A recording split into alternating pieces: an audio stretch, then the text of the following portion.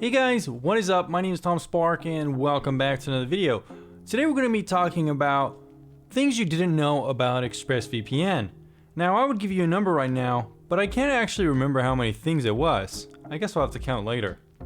Anyways guys, these are going to be some things you might not know about ExpressVPN. ExpressVPN is one of the most popular VPN providers.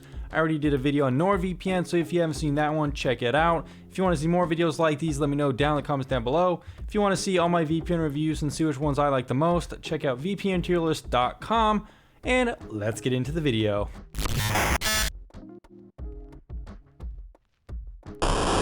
So guys, one thing you might not know about ExpressVPN is that it's actually one of the most expensive VPNs you can buy, if not the most expensive one that most people actually use. Now there are a couple other more expensive VPNs out there, maybe like one or two or three, but not anyone really uses them. ExpressVPN, I would say, is the most popularly most expensive VPN that people use, if that makes sense. It's around $13 a month. It's around $100 a year, and if you use my code down in the description down below, you can actually get 3 months on top of the yearly package. However, that said, a lot of people try to make it seem like it's affordable by saying it's only $7 a month if you pay up to a year, but that's $7 per month, and including the 3 months free actually as well. Because if you just divide 100 by 12, that would be around $9 a month or so. So they're including the 3 months free as if it's part of the pricing. Anyways, there's no way getting around it. It's expensive. Now, ExpressVPN was actually one of the first VPNs to unblock geo restrictions in 2016. Netflix had implemented what was called the Netflix proxy error. Nowadays, you could pretty much watch Netflix on any VPN. You could watch Netflix originals. However, it's still the case that if you want to watch geo-specific content, like if you're in Japan, you want to watch USA content on Netflix, or vice versa, you're still going to need a VPN to unblock geo restrictions. In 2016, not that many VPNs could even access Netflix at all, not even Netflix originals, so you would need a special VPN like ExpressVPN to unblock Netflix's proxy error just to even access it itself, but you could also watch content after unblocking the error. TorGuard is one of the few other services that also was doing this at the time. Really, TorGuard and ExpressVPN kind of led the way for unblocking geo restrictions, and even one of my articles where I talked about some of these solutions, Netflix proxy error on best 10 VPN was ranked number 1 in Google for a month or two before everyone else started copying me and shilling out ExpressVPN. Number 3 on this list is that ExpressVPN is pretty private about who owns the company, and it likes to be anonymous, and it claims that it wants to protect its employees and stuff like that by keeping them anonymous. The reasoning behind it, they've said in an email and stuff like that, I've seen them publicly say, is that since they work kind of in the cybersecurity industry, since they protect anonymity and that they don't want governments to come after them or something like that, it's the reasoning for keeping it anonymous. Honestly, I don't really buy this reasoning because a lot of other VPNs have public CEOs more so than ExpressVPN. I don't really buy that reasoning, but I guess that's the reasoning they want to use, which is fine, I guess. It's just something you might not know about the company is that they're pretty private about who owns it. Not only that, I've even put some of their employees to some of my past videos, and I got emailed complaints from their company, and I actually had to blur out some names, so they like to be pretty private. The fourth thing about ExpressVPN is that it's making a new VPN protocol called lightway.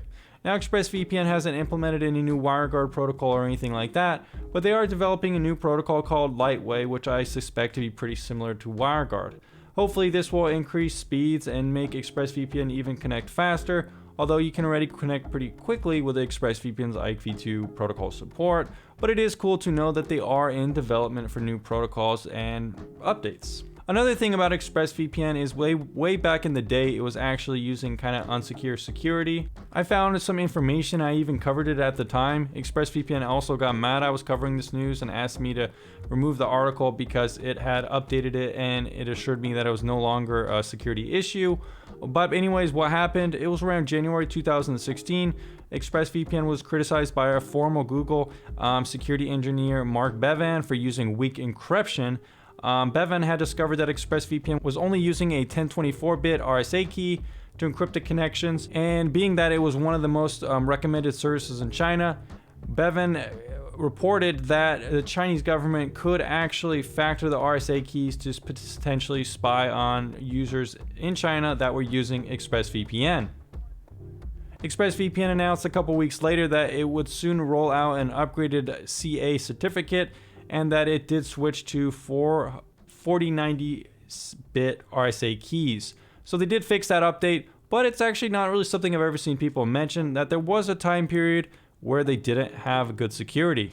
Now, ExpressVPN likes to dub itself kind of like as a no-log VPN, or at least it's a little tricky to find that exact terminology on their website, but I've seen a lot of people claim that ExpressVPN doesn't really collect logs. However, that's not the case because they do collect some minor usage logs.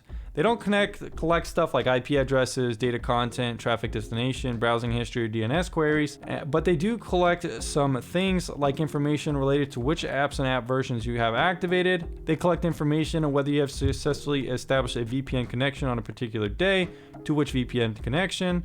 It's just some minimal logs, aggregate data transfer, some bandwidth, and kind of connection logs. So they don't really collect anything that's really concerning, but they do collect some stuff here. You know, some might argue that most VPNs collect this kind of stuff, but it is something to consider because there are VPNs who claim that they do collect a little bit less than this. So it's just kind of something to keep in mind. ExpressVPN is also pretty interesting because it was one of the first VPNs to really implement split tunneling. I think some other VPNs like PureVPN might have had it at the time or something like that. But ExpressVPN has always been one of those applications which, you know, is very simplistic in a lot of ways. It doesn't have a ton of features, but it always did kind of have like that split tunneling feature to kind of separate it from other applications and stuff like that, as well as like the polish and the ease of use. You know, it's had split tunneling for a while. Some VPNs nowadays don't even have split tunneling yet. So I do think it was a little bit of ahead of the curve in some cases. Some people have reported that, you know, they do have some issues with split tunneling here and then, so it can be a little bit buggy, I think, with a lot of VPN providers, and it perhaps not as secure as just not using split tunneling, just using VPN for everything on your computer, ensuring everything is underneath the VPN connection, where split tunneling is just specific apps are using the VPN and other things aren't. It is pretty cool for usability though. Now, ExpressVPN has one of the most intuitive signups in the industry, I think, alongside something like Molvad. However, it's a little bit less anonymous than Molvad in that Molvad creates like a code you have to copy or like write down, and then you can't really find it again. You don't even really create an account. ExpressVPN is a little bit similar in the way you'll copy and paste the code inside the app, but you can find the code again and log into your account and everything like that and copy the code. One reason I like this kind of methodology is that you just kind of copy the code and paste it in the app. You don't have to remember your login credentials and stuff like that, or changing passwords or anything like that. And it is pretty secure, I think. And it's pretty noob friendly. It's just a good kind of way to start up the application that not that many VPNs have kind of copied this method. Most VPNs just kind of have typical password ways to log into the VPN for the first time. Another interesting little bit about ExpressVPN, especially in terms of logs, while they might collect some minor logs to improve or use their service effectively, they did come into the spotlight in December of 2017 with an investigation of the assassination of Russian ambassador to Turkey, Andrei Karlov. The Turkish investigators seized an ExpressVPN server, which they say was used to delete relevant information from the assassin's Gmail and Facebook accounts. Turkish authorities were unable to find any logs to aid their investigation, which the company said verified his claim that it did not store user activity or connection logs, adding while it's unfortunate security tools like VPNs can be abused for illicit purposes, they are critical for our safety and preservation of our right to online privacy. ExpressVPN is fundamentally opposed to any efforts to install backdoors or attempts by governments to otherwise undermine such technologies. So while the privacy policy could be a little bit cleaner in terms of, you know, collecting some minor things like I mentioned, there have been real life case examples like this one that some may consider prove that ExpressVPN doesn't collect anything that could reveal your real life identity. Anyways, guys, these are some things about ExpressVPN I thought you might find interesting. If you find any of these things interesting, let me know down in the comments down below. If you want to see another video just like this one, talk to me on Discord, and I'll see you very soon in the next video.